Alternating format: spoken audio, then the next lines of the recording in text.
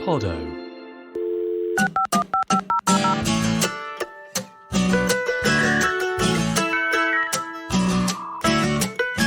Welcome to the Ned Ludd Radio Hour. I'm Nick Hilton. Welcome.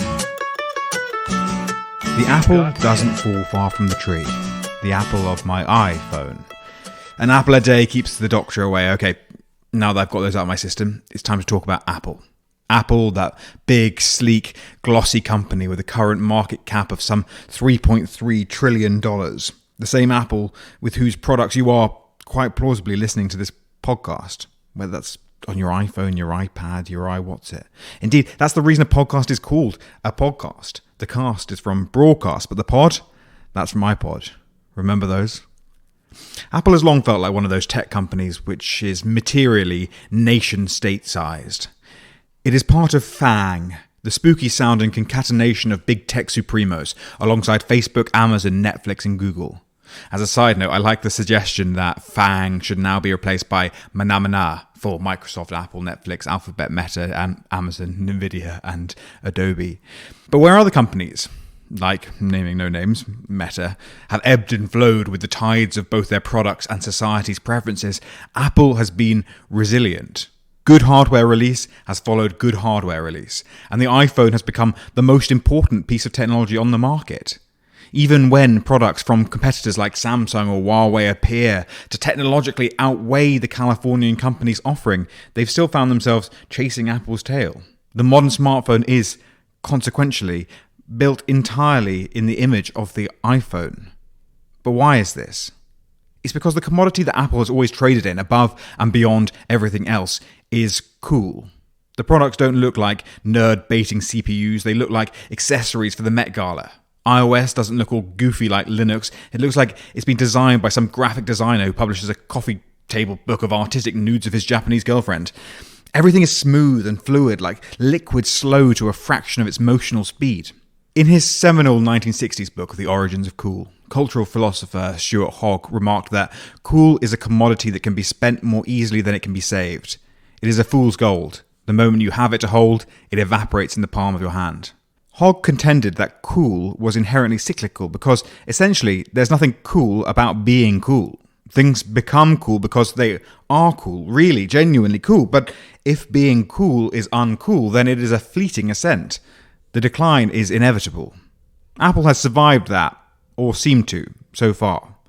But is Apple's era as the purveyor of technological cool at an end? I ask this in there because I know that they have strong opinions on Apple. They replied with some waffle about why they couldn't speak specifically about Apple Incorporated or its CEO, Tim Cook, whatever. But they still gave me some of their thoughts about this cyclical nature of technological fashion. I quote, "Hardware is often tied in raveled union with the norms of a singular moment in society. Sometimes they define their era as Cartwright's power loom did in the late 18th century through technological advance, but more often they are simply a conduit for aesthetic preference. If you think of a classic car of the 1960s, you might think of the Ford Mustang, its boxy little nose protruding proudly. The Mustang was not a technological innovation, it was an aesthetic one. It should possibly be pronounced Mustang. Anyway, let's continue with this. But it is the innovations that push technology forward that make money and change the planet. The temptation to be an era-defining confluence of art and science is a temptation to CEOs who see themselves as little Da Vinci's, as inclined to beauty as they are to modernization. It creates a form of stasis. Art should come from science rather than science coming from art." While I'm not sure I can entirely wrap my head around that last sentiment, it does, broadly speaking, chime with the view of Nitish Pawar, a tech writer for that august journal Slate, who recently authored a piece asking, what the hell happened to Apple? We recorded this conversation before this week's announcement about Apple Intelligence and the integration of AI products into Apple's hardware, blah, blah, blah, which might change some of the considerations about Apple falling behind its competitors. But the questions remain. Has Apple lost some of that stardust? Is it in danger of ceasing, at long last, to be cool? Here's our conversation. So I wanted to start by kind of just jumping in to the piece that you wrote and ask the kind of the big question, which is, is the Apple of 2024 in marked decline from where it was 5 years ago, say? I think it depends on how you obviously, define a marked decline. But I think a lot of people would give credence to, two core things about Apple right now.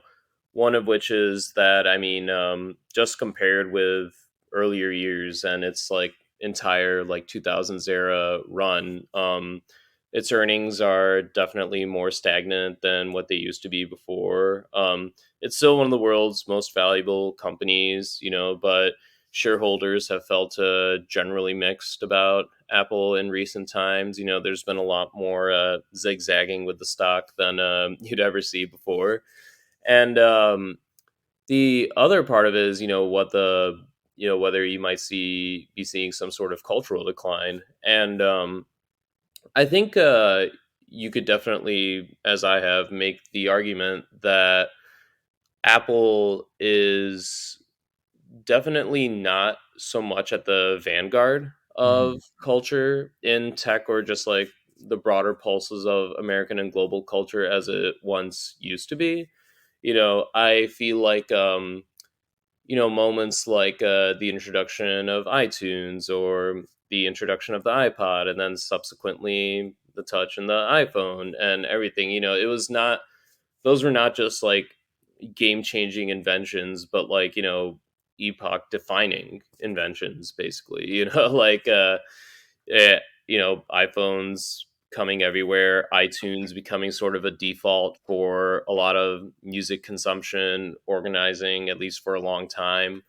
And Obviously, I mean, like the iPod changing the way that people, listen to music in the internet age. And I think what you're seeing now is that Apple puts forth fewer products that, well, one, are really new or innovative in the same way, or that really, redefine everything around it in the market and just in the broader culture. And like, it seems a lot of the time now that Apple is almost like playing catch up to the world around it. I mean, Apple Music only came along after Spotify had already Hmm. been pretty entrenched on the screen and basically like announced that the future of music consumption is streaming, right? Um, and a lot of Apple's product line over the past few years has been like, okay, here's like a smartwatch, which is already a thing, but we're adding this and this and this to it. It's like a cool smartwatch. Or same thing Got with it. like Yeah. AirPods, yeah, exactly. Same thing with AirPods, it's like, all right, hey, we got our same, relative quality earbuds, but this time no cord.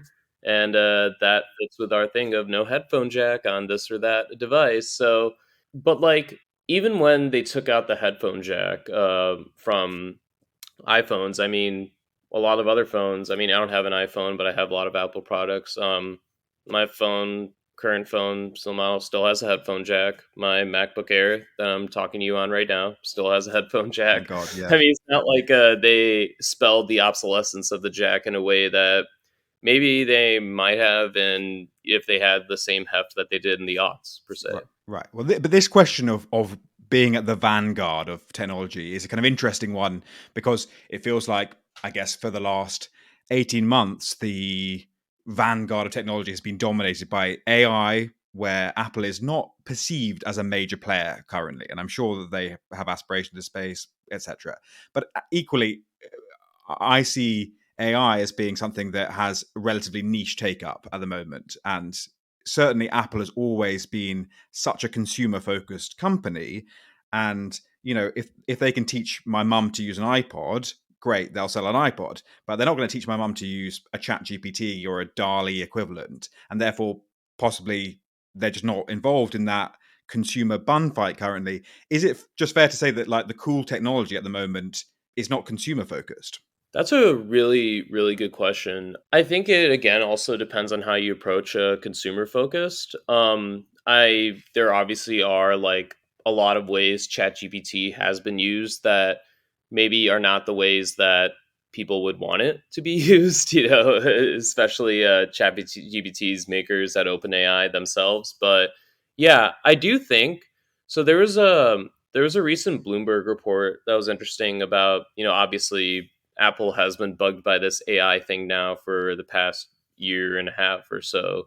Whereas like obviously Microsoft, Google, Alphabet, Meta, all these other big tech companies really tried to like scramble and, put whatever AI things they had in development, whether they were ready for not, kind of out there.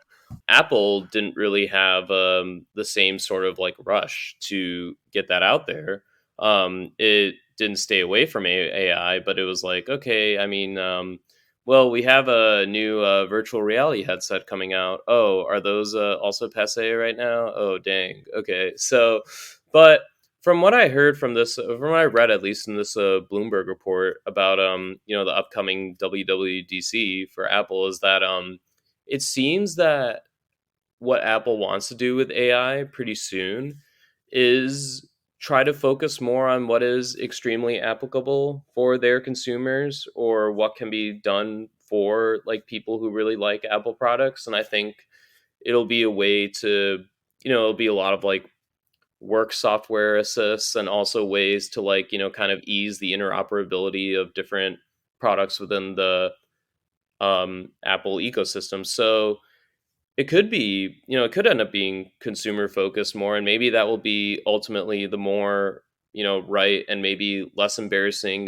tack to take with this stuff, Yeah, especially, yeah. at a time when Google can, put up some demonstration and it's wrong and it tanks their stock price, Yeah. right?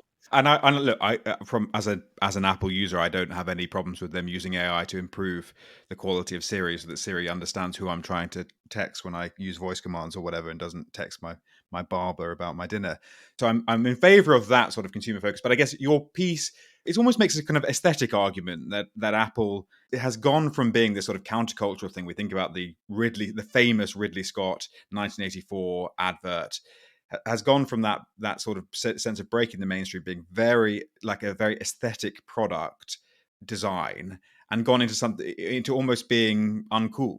And you kind of point to this list of the Apple 100 albums, which again, I always, I think back to that time that Apple released an iPod that was like preloaded with U2 songs, I think, which is maybe the Oh least yeah, yeah. cool product ever The, invented. the automatic U2 album gets installed into it, right? Yeah, I remember. And that was at the time when the iPod was the coolest thing in town, and they did something so deeply uncool. So, is it actually really fair to say that Apple is entering a kind of new period of sort of like some kind of self-conscious dad vibes? I do think that in terms of the coolness factor, one thing that has really continued to play well in their favor is just the fact of having a iMessage and the blue bubbles versus the green bubbles thing. That has continued to make it, a pretty preferred communication outlet of choice for a lot of users. But Well, you guys in America, you guys use iMessage all the time. No one, I mean, in the UK, everyone uses WhatsApp, mhm. and apparently, very few Americans use WhatsApp. In here, it's completely Yeah, ubiquitous. because I mean, right, iMessage has a lot of like the same sort of encrypted abilities, or at least they say they do. Mhm. But yeah, I mean, as someone who owns a Samsung phone, I'm always kind of like the guy in my friends group chats, like who's with the green bubble, who does not get the, whenever someone likes my message, I get it as a separate message and so on. But I think even that sort of exclusivity and sort of like, self branding factor is perhaps under threat now with these antitrust suits from the US federal government, and also, some of the new regulations that have come out of the EU. If if the government's managed to successfully make the case that like look, the way you were doing this, is also pretty like anti-competitive, and serves a larger goal of you mainly wanting to stick people in your like just only buying Apple products instead of like, being interoperable with other products that could work better for other means.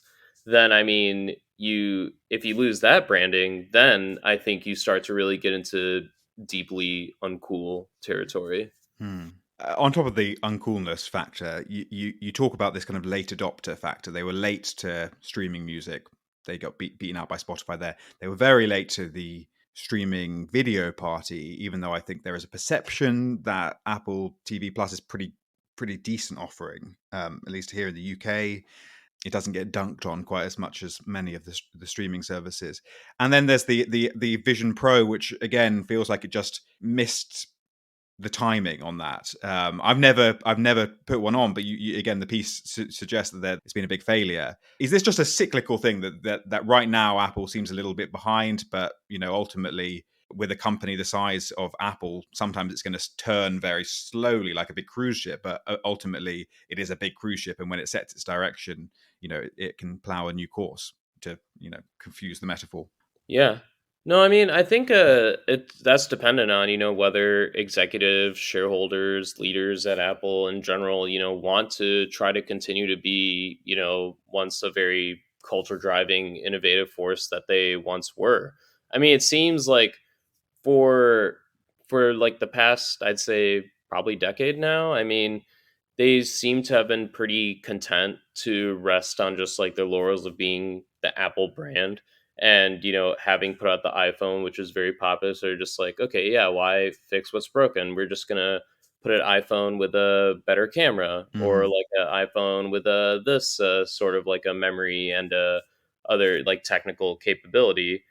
Just to pick up on what you were saying there, is if you've got a product like the iPhone, in a sense, it makes sense to just keep iterating, keep making it better. The price point of the iPhone is so insane to me, but people still buy it. Every year people trade in their old iPhones.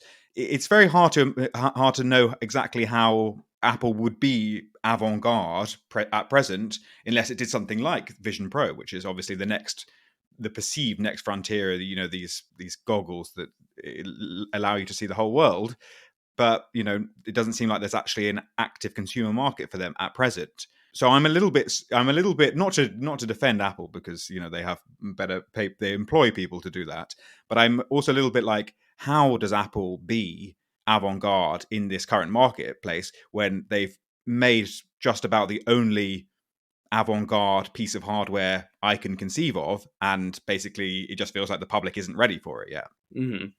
No, that's a really good way of putting it. And I think again it depends on what the team at Apple's actual goals are, going forward, whether they're really keeping track of like certain trends and tech and research and consumer sentiment or desire or otherwise. I mean, I think those are the things that really helped it be so strong in putting something extremely new out there. But now it seems and Apple's far from the only tech company to go this route, but a lot of what it has wanted to do, I think, in more recent years is kind of just like lock in its own like a Appleverse, and Mm. lock in its customers and just kind of keep squeezing in the little revenue buttons and sources wherever they can get them.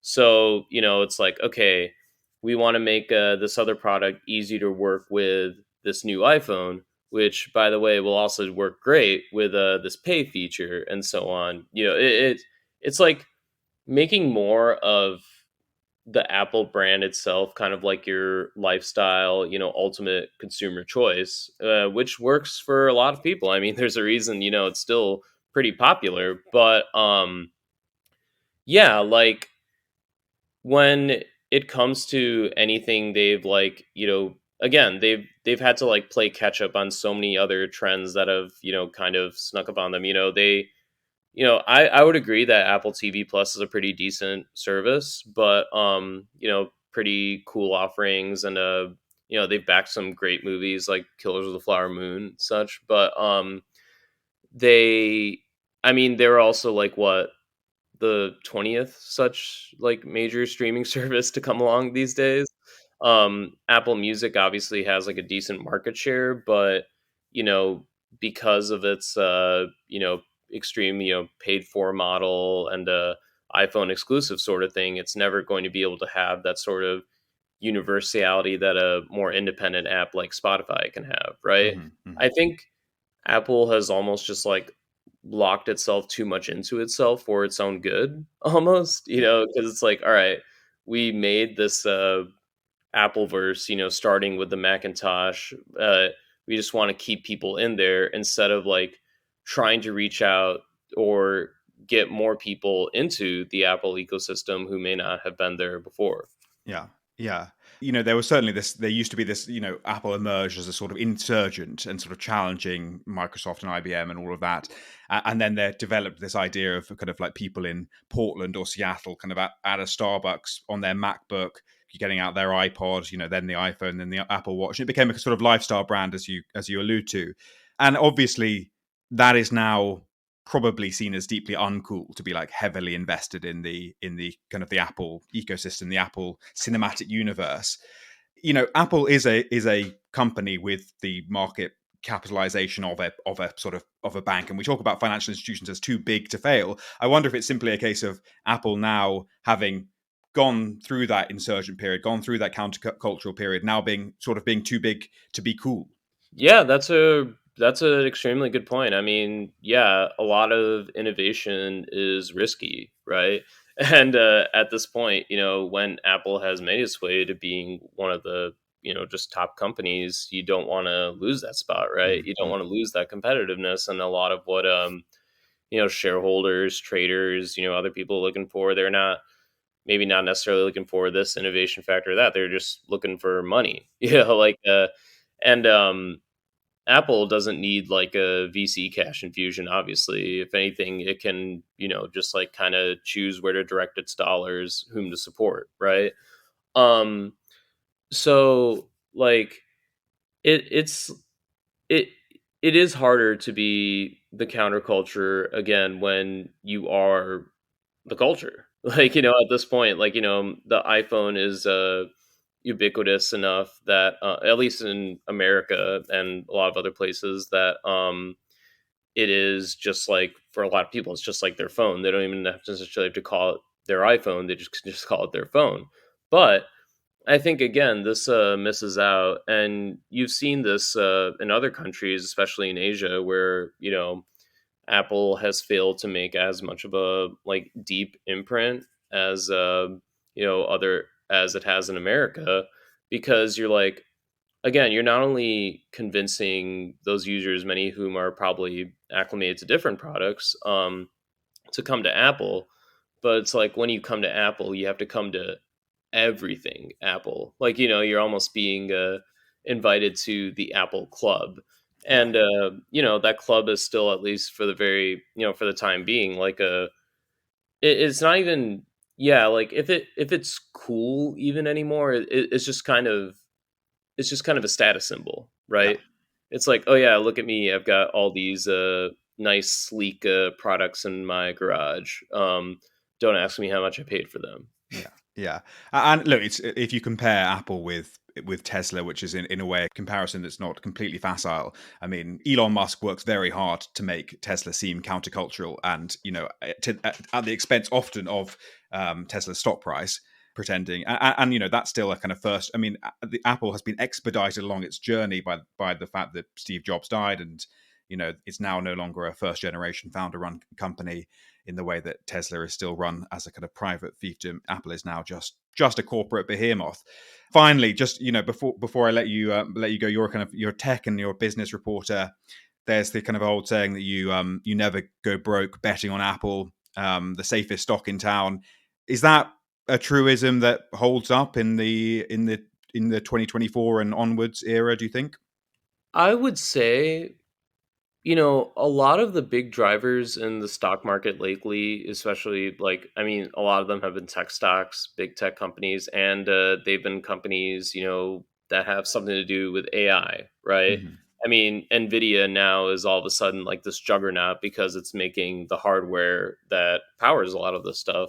So, I mean, I think Apple for the near future probably like remains a safe bet, just to see in terms of like what they're doing, how comfortable they remain in their ecosystem and their status and power. But I would not bank on Apple being able to continue any sort of its innovative edge anytime soon. And if you were an Apple fan and you were trying to look for other places that, might have that edge that Apple once had, I would recommend looking at the companies that Apple now partners with to get its stuff done. I mean, there's a reason that it's partnering with OpenAI instead of bringing on its own in-house team to compete with OpenAI, right? Okay, so that's a word of caution to people who have bet their pensions on Apple continuing its conquest.